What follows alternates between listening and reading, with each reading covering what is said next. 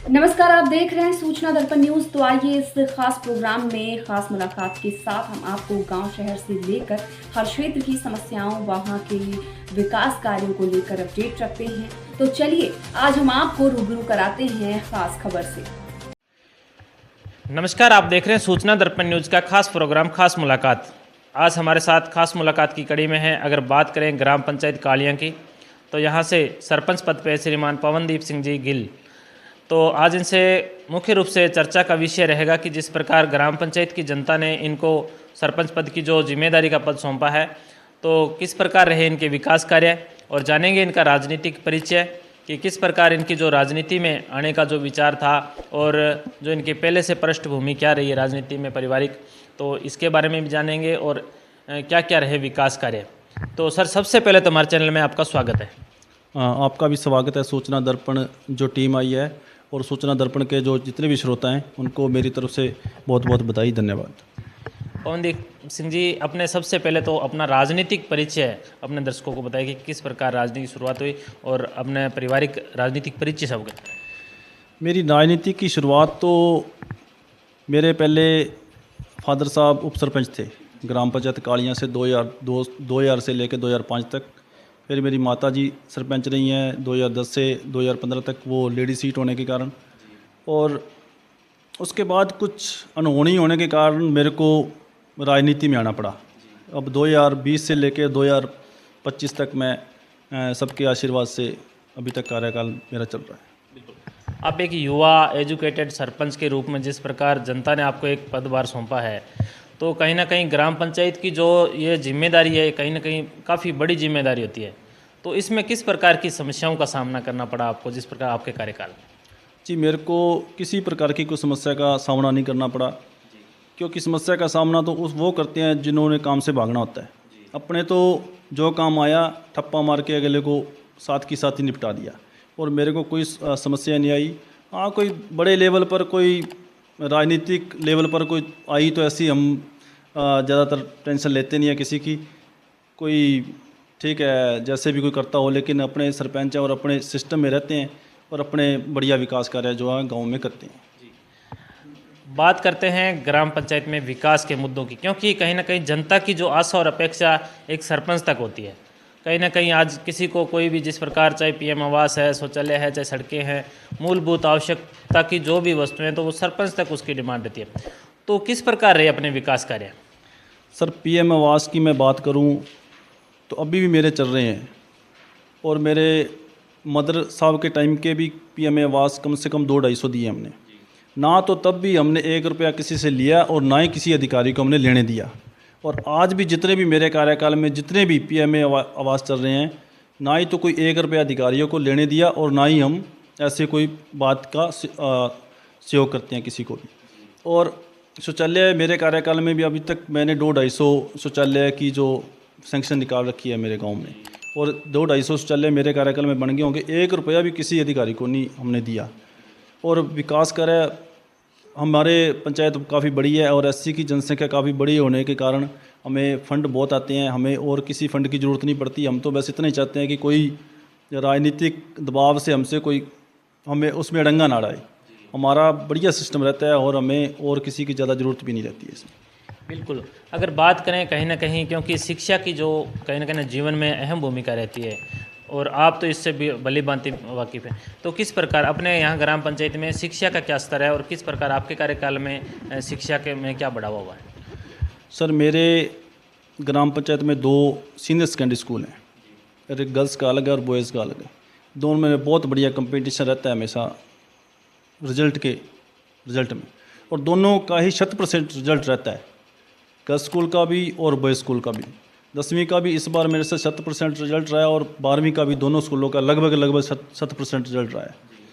और काफ़ी अच्छा है शिक्षा के बारे में। हमारे जो यहाँ पे फैकल्टीज अच्छी है। और जो बॉयज़ स्कूल में बात करूँ तो वहाँ मेरा हमेशा से पूर्व में जो एमएलए थे उनसे भी मेरी मांग रही है कि आप हमारे क्या कि आर्ट्स विषय है, आप एक आधा विषय और दे दें तो बढ़िया होगा। और इस जो अब बीजेपी के नए विधायक गुरवीर सिंह जी बराड़ बने हैं, उनसे भी मेरे कई बार मांग रखी है कि आप हमारे दोनों में से बड़े स्कूल को एक और विषय दे दें तो बच्चों को आसानी रहेगी। अधिकतर हमने देखा है कि जिस प्रकार गांव में जैसे कहीं ना कहीं पेयजल सुविधाओं का अभाव रहता है, अपनी ग्राम पंचायत में लोगों को कैसे सुविधाएं मिल रही? सर सही बात आपकी। पेयजल का इस बार तो क्या है कि मान सरकार ने हमें सारे राजस्थान को दुख दिया है और हमें इस बार पेयजल की काफ़ी समस्या रही है। बाकी हमारा जो वाटर वर्क्स है वो भी जब हमारी जनसंख्या करीब 5,000 थी तब का बना हुआ है, और आज हमारी जनसंख्या जो करीब करीब 15,000 के करीब होने वाली है, क्योंकि लोग बाहर से बहुत पलायन कर रहे हैं। और हमारे क्या है कि जितने पहले आबादी क्षेत्र था, आबादी क्षेत्र दुगना हो चुका है, और उससे ज़्यादा हमारे जो कॉलोनियाँ भी कट गई हैं यहाँ पे। और इस कॉलोनियों के बारे में मेरे लगातार मांग रहती है कि ये कॉलोनियों को आबादी क्षेत्र में ला के इनका भी विस्तार किया जाए, पंचायत इनको ताकि पट्टे दे पाए और यहाँ पे जो विकास कार्य है भी पंचायत करवा पाए। लेकिन अभी तक इस विषय में कोई भी आगे नहीं हो पाया है विकास। और मैंने कई बार कलेक्टर साहब को, एसडीएम साहब को इसके बारे में ज्ञापन सौंपा और हमने कई बार फाइलें तैयार करवा के दी हैं।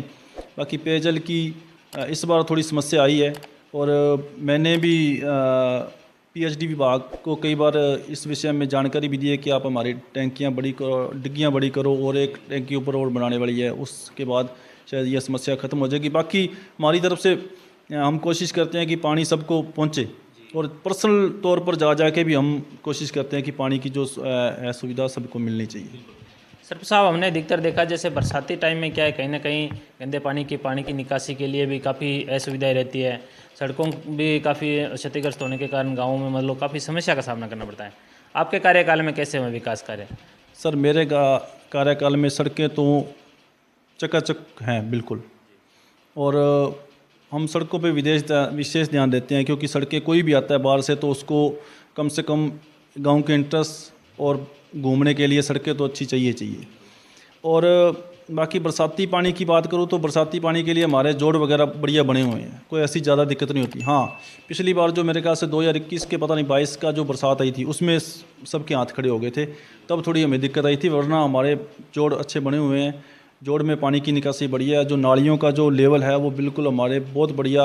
हमारे गांव में मेरे ख्याल से मेरा गंगानगर पंचायत समिति का मेरा पहला गांव होगा जिसमें 99% नालियां बनी हुई हैं, और नालियों की निकासी बहुत बढ़िया है, जो बिल्कुल जोड़ की तरफ आता है। वैसे तो अपने बात करें तो कहीं ना कहीं जैसे अपने ज़िले हेडक्वार्टर के बिल्कुल नज़दीक की पंचायत है, लेकिन फिर भी अगर बात करें स्वास्थ्य सेवाओं की तो ग्रामवासियों को स्वास्थ्य सेवाओं का लाभ कैसे मिले? सर स्वास्थ्य सेवाओं के बारे में भी मैं आपको बताऊं तो हमारे यहाँ उप स्वास्थ्य केंद्र है। अब कई बार मांग करने के बाद इस बार हमें पीएचसी के लिए जगह के लिए एमएलए साहब ने कहा है कि जगह आप ढूंढो। अब जगह हम ढूंढने के प्रयासरत में हैं कि जगह मिल जाए अपने को, और तो पीएचसी हम यहाँ पर खुलवाने के। तो जिस प्रकार अब ने बात करते हैं कहीं ना कहीं, क्योंकि विकास कार्यों की जो दर थी उस प्रकार आपने प्रत्येक जो कार्य है बखूबी निभाई, लेकिन अब बात करते हैं आपके जिस प्रकार पार्टी लेवल पे भी कोई जिम्मेदारी है आपकी? सर पार्टी लेवल पर भी मेरे को महासचिव बना रखा है मीडिया प्लेटफॉर्म का कांग्रेस की तरफ से, तो काफ़ी अच्छा हमारा अभी जयपुर में पिछली बार मीटिंग हुई थी, वहाँ जाके आए हैं, काफ़ी अच्छा काम कर रहे हैं हम पार्टी में भी। और जहाँ भी डीसीसी हमें जहाँ भी जिम्मेदारी लगाती है, जब भी हमें बुलाया जाता है हम बिल्कुल वहाँ पार्टी के लिए पहुँचते हैं। बिल्कुल। आप एक युवा शिक्षित और एक राजनीति में जिस प्रकार आप उतरे हैं, तो आगे की क्या प्लानिंग रहेगी राजनीति में? सर प्लानिंग तो जो भी बंदा एक पंच भी बन जाता है वो सोचता है कि मैं प्रधानमंत्री बनूं, और ऐसी इच्छाएं हमारी भी हैं कि जितना लोगों का आशीर्वाद मिलता रहेगा, जितना लोग आशीर्वाद देते रहेंगे, हम उनकी बिल्कुल सेवा में उतरते रहेंगे। सर अपने कालिया ग्राम पंचायत को आगे जिस प्रकार अपने बात करते हैं कि अभी आपका कुछ टाइम पड़ा है, तो इसमें भी पंचायत को किस रूप में देखना चाहोगे? सर बिल्कुल, मैं तो लास्ट दिन तक जब तक सरपंच रहूँगा तब तक जितने भी काम करवा पाऊँ, स्कूलों में मेरा काम रहता है कि मैं ज़्यादा से ज़्यादा काम स्कूलों में करा पाऊँ, और मेरे ख्याल से मेरे कार्यकाल में सबसे ज़्यादा स्कूलों में काम हुए हैं। स्कूलों में मैंने एक स्कूल में, बड़े स्कूल में जो शेड लगवाया है वो बहुत, जितने भी लोग आते हैं उसकी सराहना करके जाते हैं।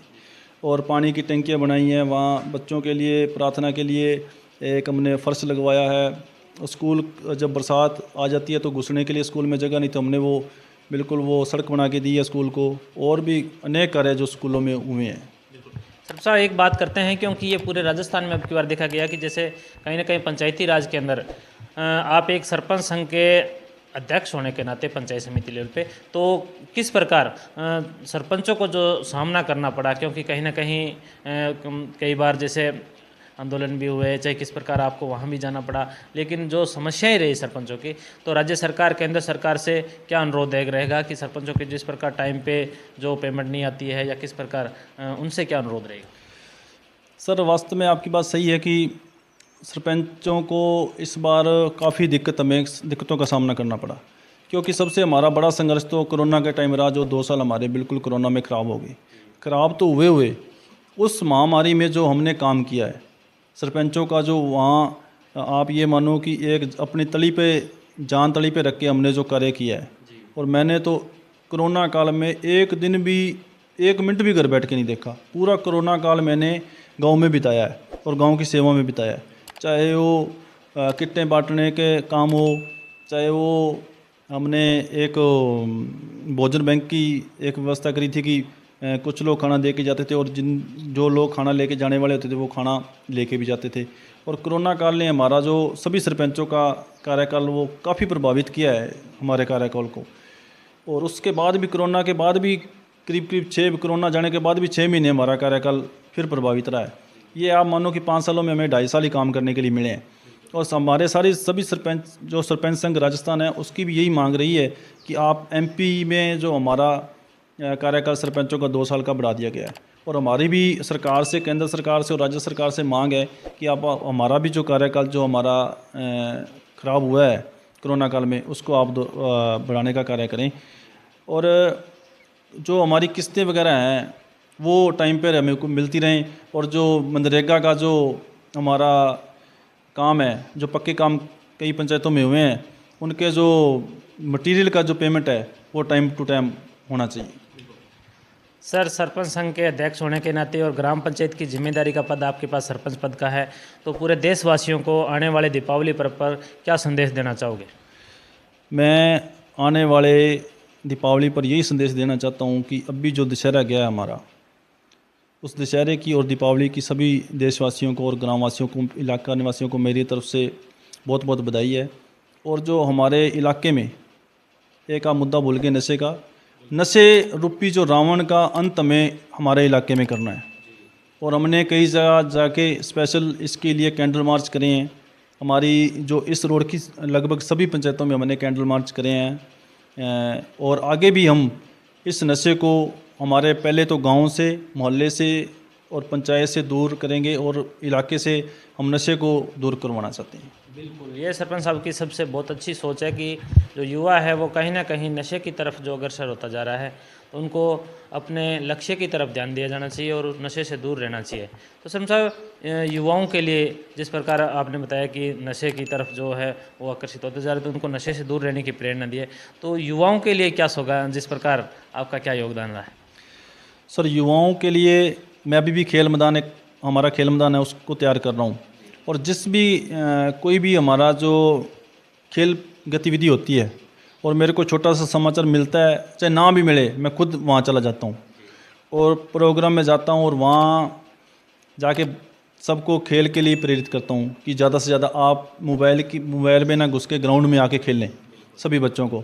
और वहाँ जाके ये बात मैं बिल्कुल क्लियर कहता हूँ कि अगर आप तो नशे में, मेरे को पता है नहीं हो गए कभी भी। जो बंदा खेल से जुड़ जाता है वो नशे में नहीं जाता कभी भी।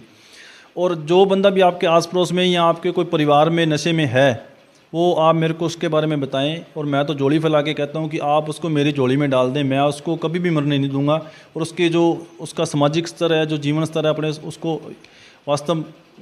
उसका जीवन स्तर में सुधार करेंगे और उसको यहाँ बसाने का काम करेंगे। बिल्कुल, क्योंकि कहीं ना कहीं नशे की प्रवृत्ति है, उससे दूर रहने के लिए अगर समझाइश बुझाइश के द्वारा उनको किया जाए, मोटिवेशन के द्वारा उनको अच्छी राह पे लाने का भी प्रयास किया जा सकता है।